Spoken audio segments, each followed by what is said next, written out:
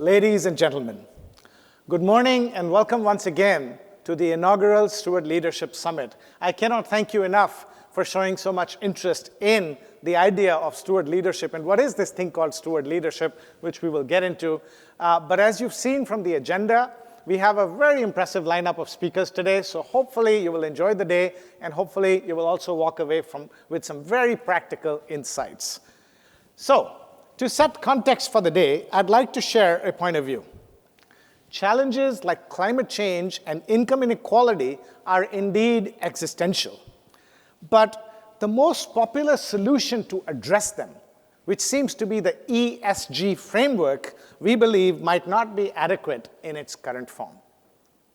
Allow me to explain why, and then propose a more holistic solution, and I would like to start with a few stories. This is the story of Faber-Castell. Faber-Castell has excelled at both sustainability and product innovation throughout its 260 years of existence. Fourth-generation leader Lothar von Faber not only expanded the local pencil industry globally, he instituted employee benefits like housing and health insurance 50 years before these things became the law in Germany. He also built a church and a school for the community so that employees and their families could live a better life. And he did all of that with the basic belief that if we take care of our employees, they will do the best for the company. This tradition that he started of making sustainability and innovation the core of what they do was continued throughout the generations, and eighth generation CEO Count Anton was no exception. He continued the family focus on sustainability and innovation. Each generation had added to von Faber's legacy, and despite by this time the pencil industry having lost most of its sheen, he in the 1980s invested heavily in sustainable forestry in Brazil. From now onwards, all the wood for the pencils would come from sustainably managed forests. He also initiated many biodiversity initiatives that continue to this day. And he did all this while unleashing an innovation program that would take the company into cosmetics, artist supplies, luxury products, and many other lines. You would think that it's a dying industry, but not according to them. One of their fast-selling innovations, by the way, is a $250 perfect pencil, which you can buy at Eon Orchard, I'm told, with replaceable erasers and a sharpener built into the cap. So talk about innovation in an industry that was supposedly dying. Current CEO, Stefan Leitz, is only the second non-family member to run the company, and he continues with the family tradition of placing sustainability right at the heart of business strategy. This focus has won the company many accolades, including in 2021, a gold medal by EcoVadis for the third time in a row, and a silver medal in 22 for its achievement across 4 categories: environment, human rights, ethics, and sustainable development. So that's Faber-Castell for you. Let me now move to another story, and my favorite story, and this one is right here in Asia. The picture of the barren land you see is from the Doitung area in northern Thailand. Until the 1980s, the Doitung region was surviving on opium and drug production, sex trafficking, and other crimes. The lush green area, as you can see from the picture, had been totally deforested, and independent militia were controlling the crime empire. Then in 1987, the Queen Mother visited, and she visited with a vision to reforest the area and to reskill the villagers out of sickness, poverty, and ignorance. And you can see that's the picture of the same place on the other end, which is now completely reforested. She started the Doitung Development Project by re-educating villagers and by getting them to farm economic crops like coffee and macadamia. Later, handicrafts and fabric manufacturing were introduced, and eventually tourism. Today, the Doitung brand of products are exported all over the world to buyers like IKEA and Muji, and the community-owned business, you get to own your own coffee plantations, if you're a community member, is highly profitable.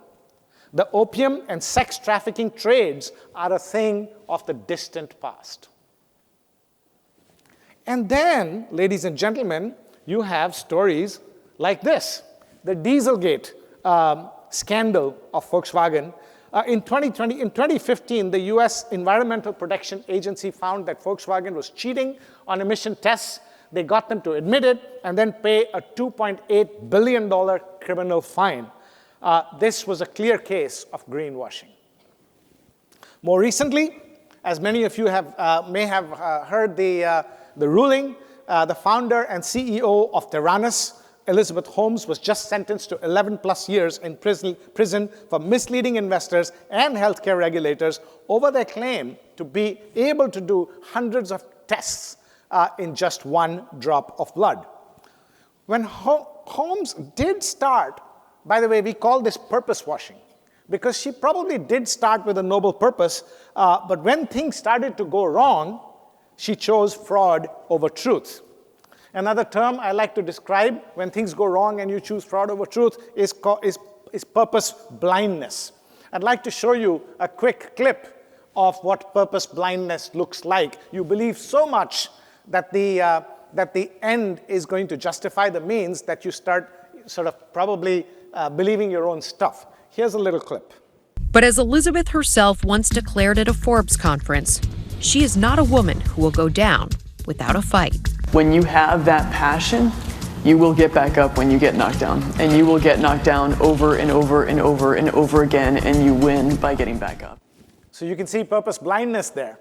Purpose washing, purpose blindness. And ladies and gentlemen, we are very fortunate to have with us today Erica Chong, who is sitting right here. She was the person responsible for this story to come out, and had she not spoken up and taken the risk, probably a lot more harm would have happened. So Erica, thank you for being with us today, and we're looking forward to your keynote later on.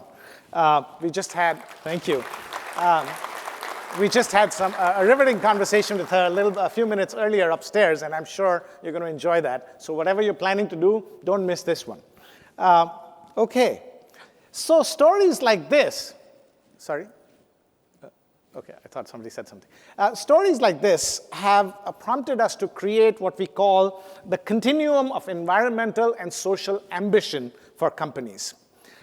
We'll talk about the G of ESG in a few minutes. For now, let's look at the various corporate personas when it comes to environmental and social ambition.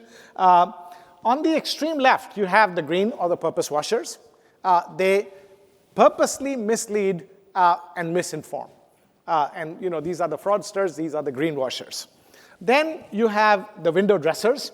They take a few steps towards E and S, but that is more form than substance. And I see many of you smiling because you've seen quite a few of these window dressers, more form than substance.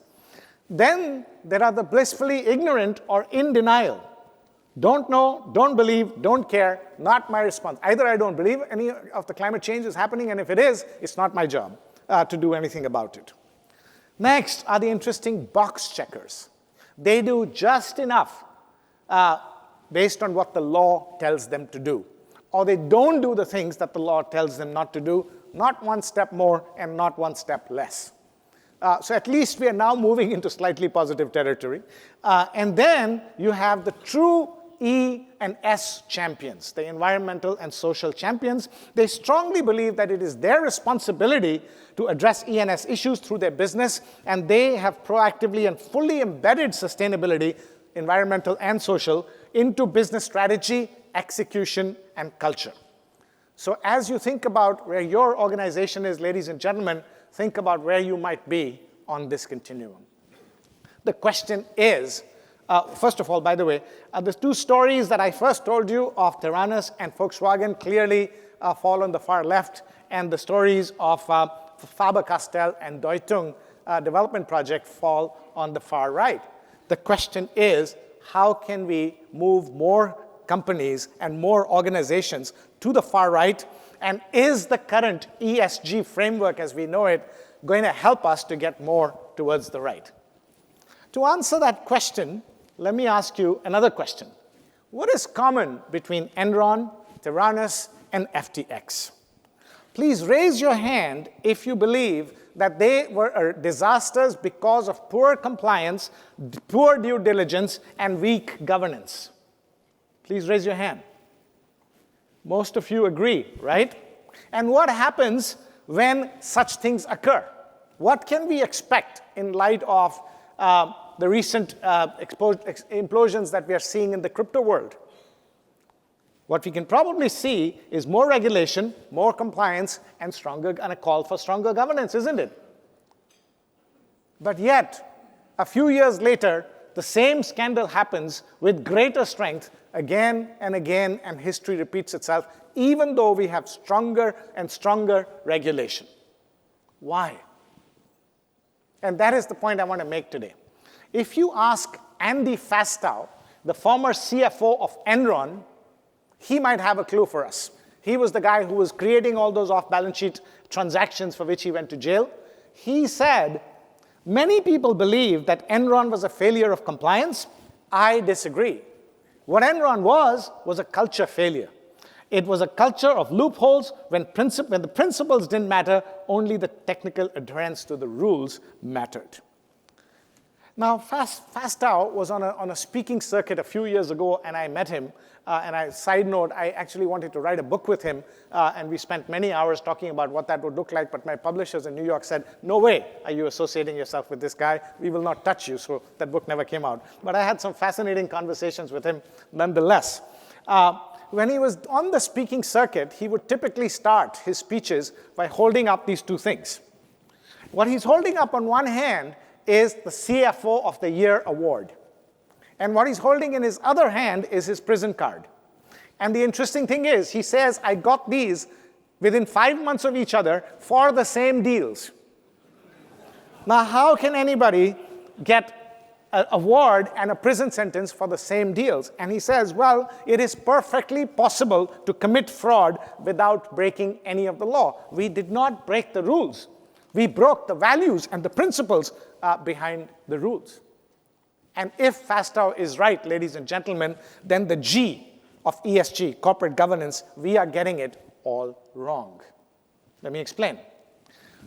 A few years ago, when I was at my previous employer in Malaysia, we did a survey of over 1,000 corporate directors in Asia. And we asked them how they spent their time at board meetings. Okay? Here's what we found out. 60% of the time is spent on financial performance, regulatory compliance, and risk management. How much is spent on culture? 5%. Remember what Fastow said? It was not a failure of compliance, it was a failure of culture. How much do we spend on sustainability? 8%, if at all. How much on strategic innovation? 10%. Next, we asked them, what was your opinion on all of this? Are we spending enough time? Not enough time? And it's interesting to see that what they said they were spending not enough time on. It was all of those things: sustainability, organization culture, strategic innovation, and leadership and talent. So that's the situation. This is the issue. Ladies and gentlemen, we spend bulk of governance, corporate governance, playing defense. Whereas to tackle climate change and income inequality, we need to play offense. Point number one. Point number two, even our defensive play has a huge amount of flaws in it. And let me point out a couple of those. Right? Regulation. They say only strong regulation will drive responsible behavior. However, research points to the opposite. More the regulation, more the quest for loopholes. And as Andy told me himself, all we did in the halls of Enron was look for loopholes, that we could do what we wanted to do without getting caught, without breaking actually the letter of the law. So 3 quick points about regulation. The first, regulation sets the minimum standard for good behavior. We need regulation, don't get me wrong. It says, thou shalt not steal or kill. However, just because I don't steal or kill does not make me a good, responsible citizen. What we need to address climate change and income inequality is responsible behavior at the highest level. The floor is just not enough. Second, regulation may preserve but does not create.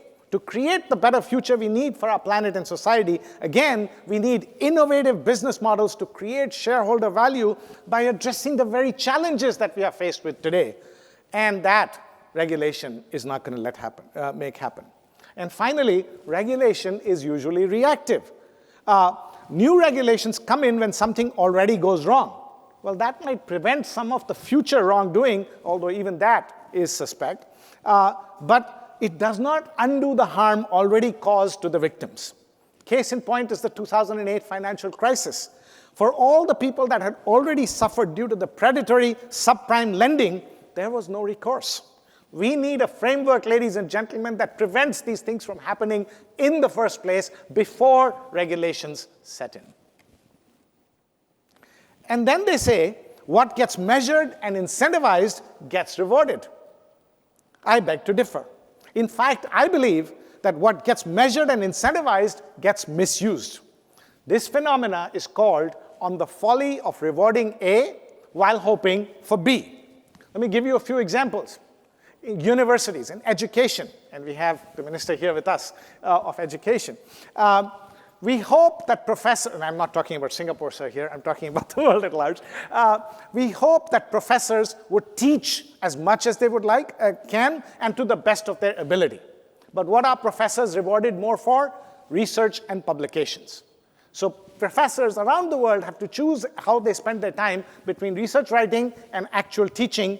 There are hardly any rewards for outstanding teaching. However, rewards abound for research and publications. We hope for A, but we reward B. In sports, it is a well-known fact that in basketball, the key to winning is effective passing. However, a college player who passes the ball instead of shooting accomplishes less impressive individual shooting scores and is almost never drafted by the pros. So again, we hope for teamwork and passing, but we reward individual performance. And finally, in business. In one health insurance company, a measurement system was established in claims processing. Two specific measures were used: the number of complaints and the speed of processing. A claims processor who had fewer complaints and processed more claims per day was rewarded more than others. You can see where the story is going. New hires quickly learned that overpayment was a better strategy than opting for a deeper investigation of doubtful cases. They followed the mantra, when in doubt, pay it out, obviously causing huge overpayments. Again, while we were hoping for superior customer service and speed, the company inadvertently ended up rewarding undesirable behavior. Again, the 2008 subprime crisis, and I was on Wall Street at that time, and I can tell you, was caused mainly due to similarly fouled up measurement, incentive, and reward systems. So what gets measured gets done. We need to incentivize good behavior. So I've sort of given you a few things to ponder upon. And what I'd like to do is this. Coming back to our E and S continuum. So when we have champions like Faber-Castell and Deutung, when a company does a great job of doing well by doing good, what motivates them the most? Do they do it because of measurement and reporting pressure? Do they do it because of regulatory compliance? And all of these are motivators, but what is the biggest motivator that drives them to do well by doing good? Do they do it because of tax and other incentives, or do they do it because of green finance and the availability of cheap capital? Which of these is the biggest driver? Or do they do it because they want to? So ladies and gentlemen, if I could ask you now to scan the QR code at the back of your name badges and pick the one thing out of these 5 that is actually the biggest driver of chasing the idea of doing well by doing good. Why do the Faber-Castells and the Deutungs do what they do? Which of these 5 motivates them the most?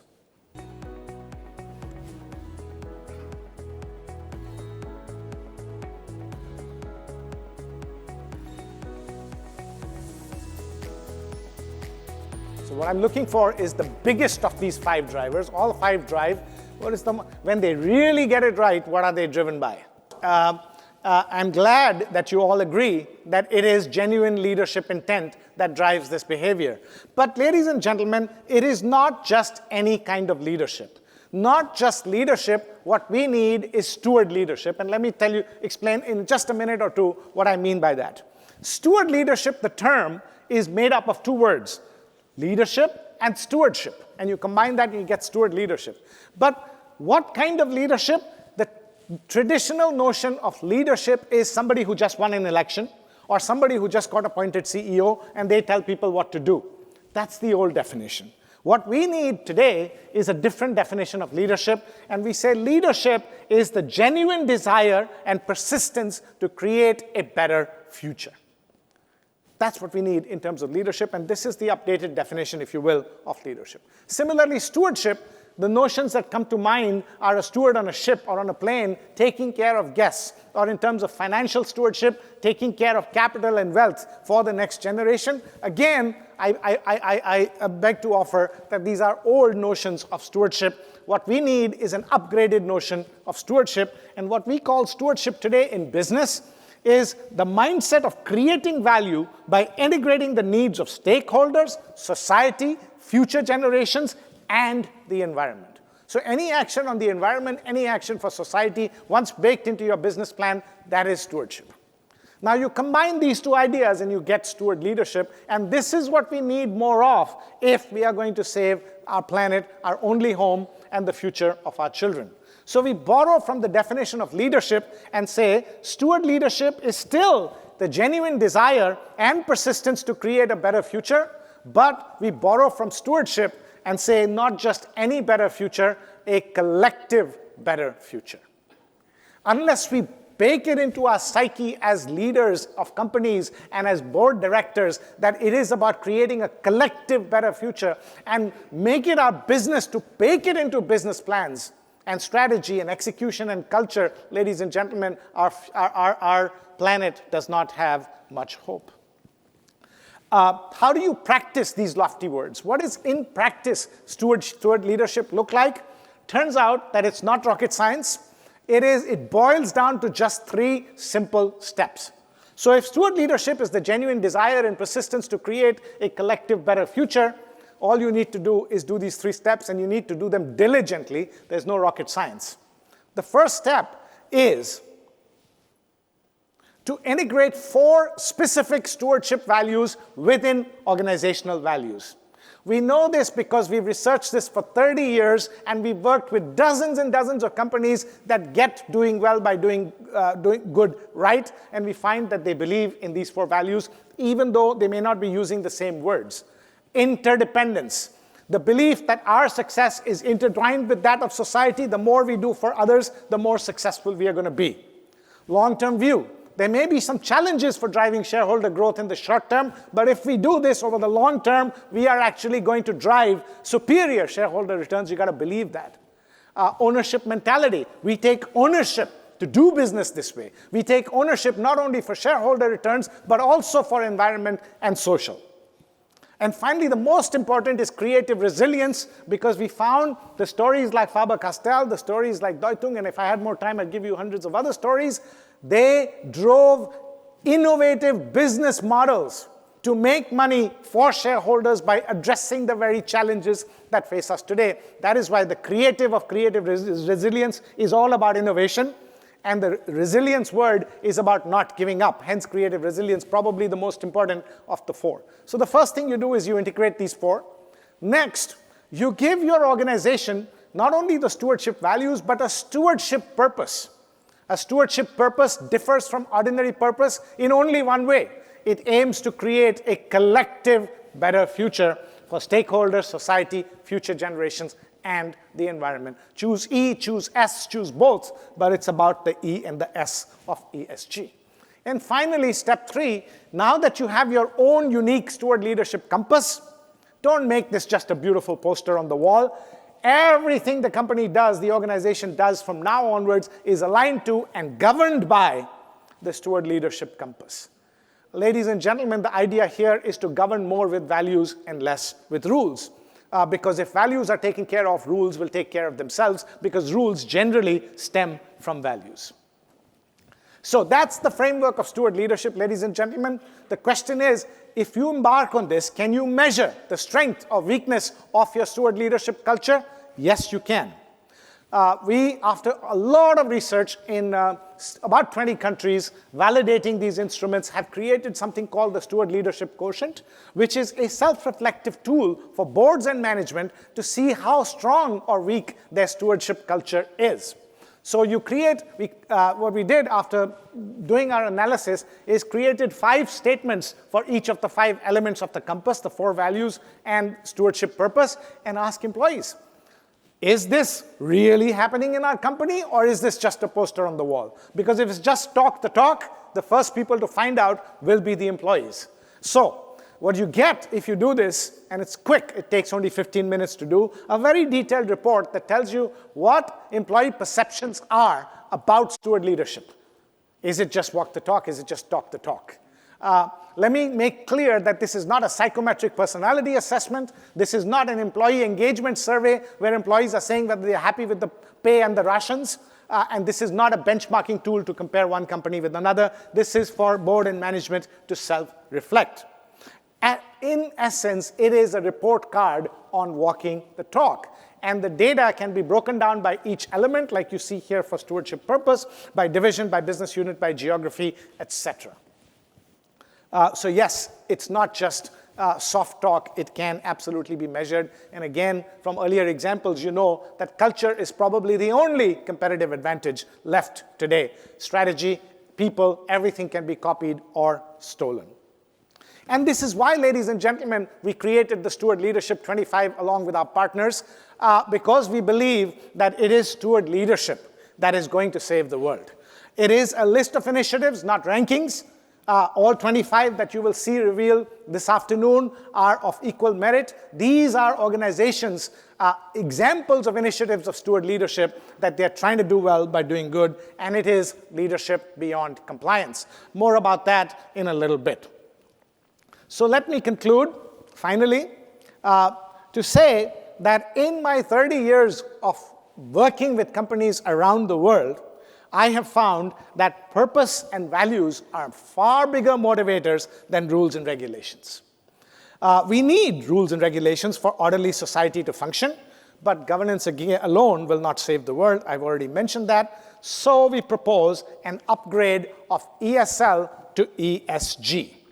Under this framework, from ESG to ESL, under this framework, governance is a subset of leadership, not the be-all and end-all of itself. And when using ESL, boards keep a laser-sharp focus on 3 questions. Does the organization have a strong compass of stewardship values and stewardship purpose? Is the compass consistently used to guide decision-making? And does the organization have an innovative strategy to drive shareholder growth by addressing environmental and social challenges? This is where the creative resilience piece comes in, number 3 being incredibly important. So where are we now with steward leadership? Again, I thank you for coming today because this is the inaugural Steward Leadership Summit, and we are going to be looking at 25 amazing stories this year from around Asia Pacific. To encapsulate everything that I've talked about till now, we actually published an article on Forbes, which sort of summarizes everything. So if you'd like to download the article or read it, this QR code will take you there. I'm also very pleased to say that we are now working on a very detailed guidance on how to make stewardship the DNA of your organization, steward leadership the DNA of the organization, in a book tentatively titled Making Sustainability Sustainable, and that will be out in June of 2023. So please do stay tuned for that. With that, ladies and gentlemen, I want to thank you for listening, and once again, I hope you have an enjoyable day. Thank you very much.